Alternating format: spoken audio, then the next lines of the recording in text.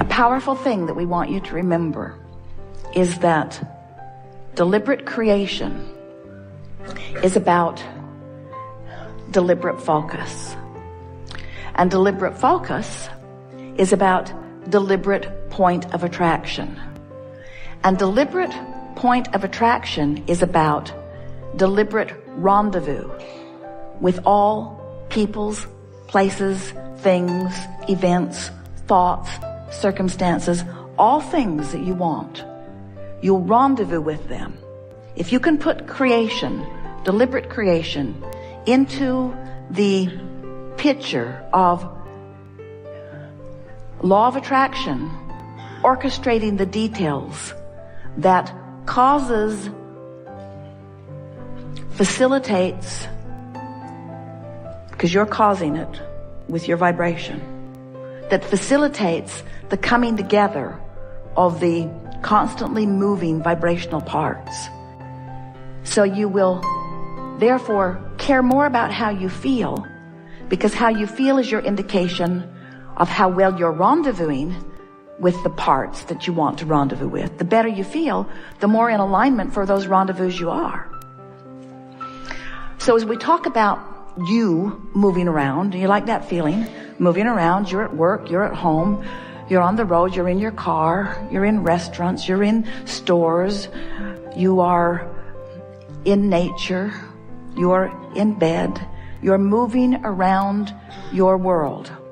And as you're moving around your world, you have a point of attraction that is radiating, emanating, and key to the rendezvous that are happening to you all day, every day. And your point of attraction is about your focus. So just for a little while, we want you to focus on the emotional stance. Because if you focus upon how you feel, what you want and why you want it, which is what I want and how I will feel when I get it, you will deliberately begin generating, emitting a vibrational signal, which we are calling your vibrational grid. It's your point of attraction. Now, your point of attraction has a lot of things going on in it. Usually, you got a grid about money, you got a grid about lovers, you got a grid about your mother, you got a grid about your mother, you got a grid about your mother, you got a grid about your mother, you got a grid about your government. In other words, you have, in this grid, you have all kinds of things going on. And most of your grid, we love you very much, is because of what you believe. And what you believe is because of what you've observed. But we want to remind you that you can believe other than what you've observed, and then what you will observe will contour to what you believe. That's the thing most people don't get. Most people think that they believe it because they see it. And we're wanting you to understand that because you're seeing it, you've come to believe it, but it doesn't have to be that way. Because there are plenty of things that you believe that others don't believe, and there are plenty of things that others don't believe that you do believe, and your beliefs are only about what's active in your vibration and therefore what is coming to you. We want you to start basing your beliefs just for a little while. Try it for a week. It will change everything. We want you to base your beliefs on your emotional grid. We want you to come to believe that you can feel the way you choose to feel regardless of what's surrounding you. Because when you show yourself that, then you have control of everything that matters to you. Then you've got control of your point of attraction. You don't have control of others' points of attraction, but they weren't any of your business anyway. You have control over your point of attraction. And when you have control over your point of attraction, then you can live happily ever after. Not just someday, now. How are you happy? How are you happy? How are you happy? Do you know that if you can find 17 seconds of a thought about something general, like an emotion, that's enough to get that grid active enough that it will bring something else to it right now. And that something else that it will bring to it right now is usually another thought that keeps it going longer. And if you can keep it going for another 17 seconds, that's enough to bring something to it. And it's usually another thought that will keep it going longer. And if you can keep that going for 17, 17, 17, until you have 68 seconds of non-diluted, general, pure, emotional thought. You've accomplished a grid that will bring you visible evidence. Someone will walk into your space with evidence. Something will come as evidence that you have accomplished a point of attraction that is strong enough that the rendezvousing process has already begun. All kinds of things will begin happening to you. And because you have deliberately worked on your grid, now as these things come, you will not just see them as random, freakish coincidences. A coincidence is a rendezvousing of vibrational latitude. That's what a coincidence is. It's a cooperative, communicative incident. Coincidence is the best word we know that is talking about rendezvousing, which is caused by law of attraction. But you thought it was random. And for most, it is random because you're not thinking deliberately. You're creating by default. But when you start deliberately, 17 seconds, not much to ask of yourself, is it? 17 seconds, it feels pretty good. And then another, and then another, and then another. We know some of you have been listening to us for a while, for a long while. And we know that you are enjoying being out on this leading edge of thought. We know that you are. The law of attraction is a vibrational manager that brings thoughts that are like it together.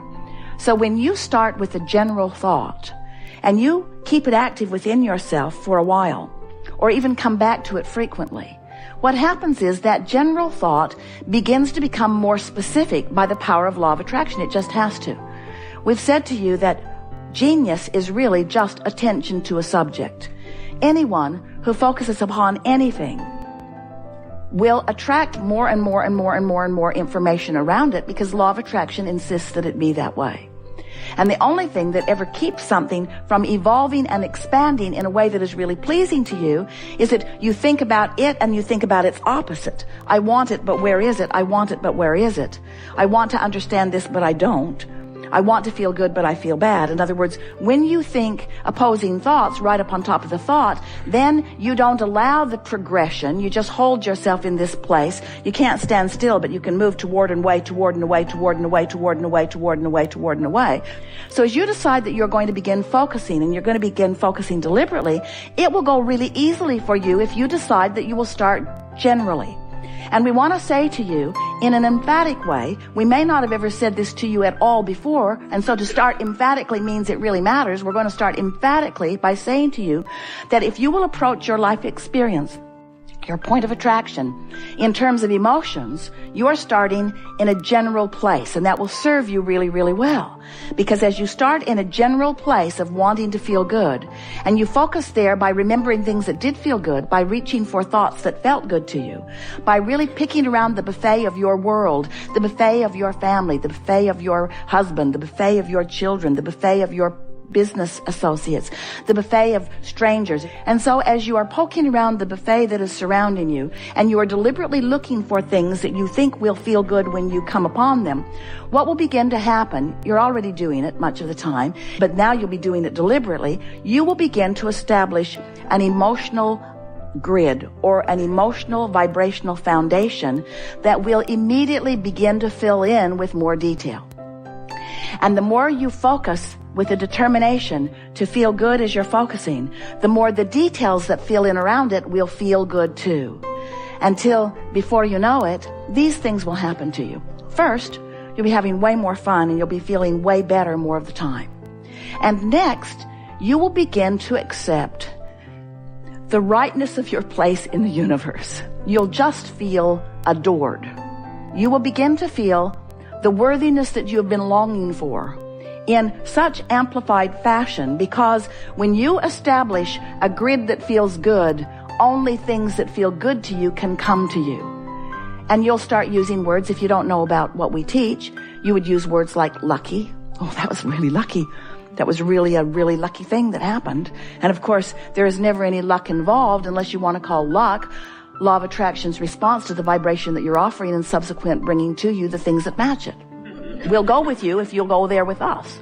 In other words, that's as lucky as it gets. I am fortunate enough to know about law of attraction, and fortunate enough to be wise enough to be aware of how I feel, and fortunate enough to really care about how I feel, and fortunate enough to be willing to pay attention to the way I feel, that I will focus myself into an emotional general grid of happy thoughts, and in doing so, other things that match that will come to me with such detail and such specifics that I will then understand the power of the universe that I have held in my hands every day that I've been here, that now I am applying with deliberate intent. It is so much fun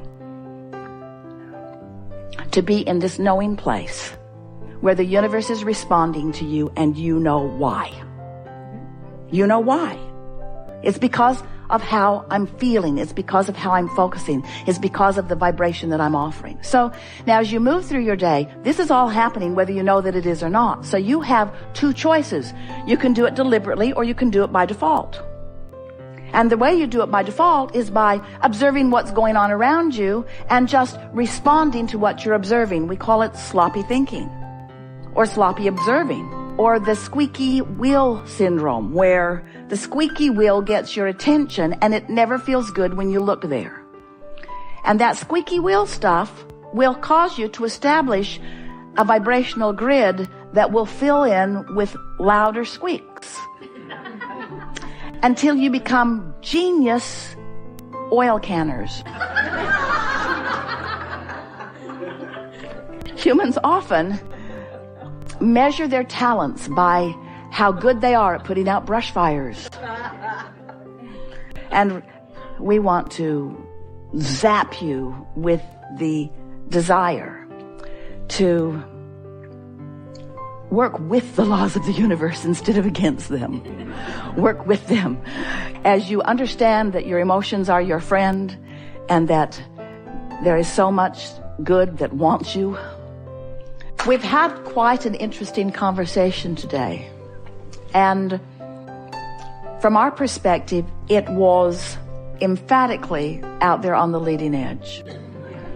We often come together and have conversations about things that truly take thought beyond where they have been before. But this one is especially satisfying today, not only because we've moved into some new places. Esther will so love listening back to this and finding all of the new pieces that she's wanting to highlight for you, but because it is established within so many of you a renewed interest in getting back to the basics of your vibrational frequency, sort of taking it out of your head and putting it more into your heart, so to speak, into the vibrational beingness. And because of the conversations that we've had, we know that you know that the grid will fill in with the details of life that you describe as meaningful physical reality. There's no separating non-physical from physical. And we've all come so far. You are out here on the leading edge, and that's the part that we think you got with greater clarity here today.